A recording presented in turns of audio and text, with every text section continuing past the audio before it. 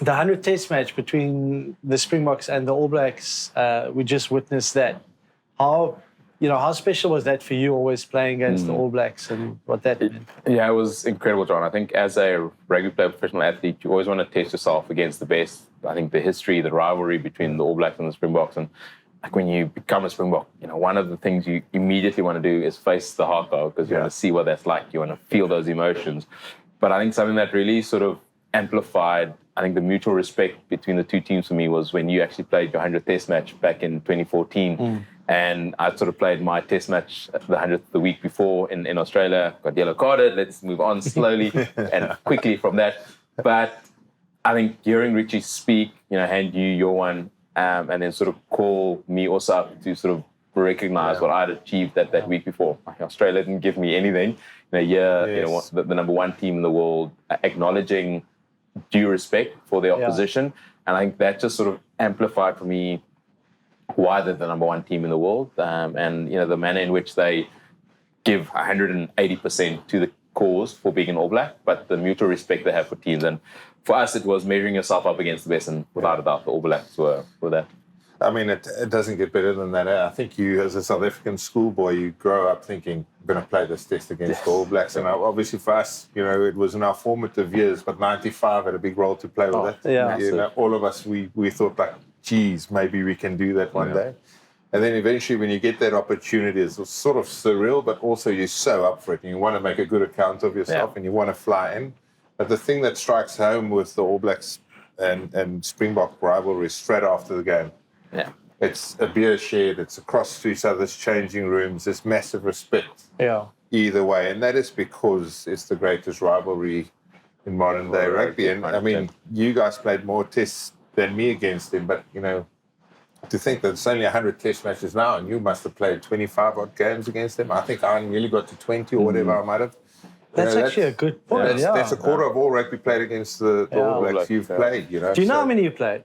Against All Blacks now, I think it's 23. I think I also played 23. I think I could remember that. So, I mean, basically a quarter of all the games ever played against you've been a part of, or I've been a little bit less. But, that's you've such a big role you've played, and the Springbok and All Black legacy lives on. But, we were privileged to play a massive role in that. Yeah. And also, I mean, you sort of know that you're good enough or capable enough if you beat the All Blacks, and when you get to do it the first time, it's normally in your home country and you celebrate that. But I think as a rugby player, getting to then go to New Zealand and test yourself there, and we were fortunate enough to have achieved that. And I just think that experience for me, beating New Zealand in New Zealand, I think in 2009 to top it then off in having to do it to win the Tri-Nations.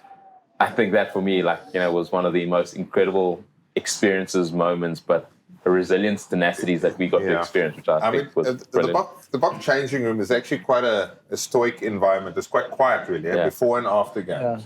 It wasn't that day. Hey? In 2009, it wasn't quite after. No, well, even 2008. Yeah. After that game, I can still.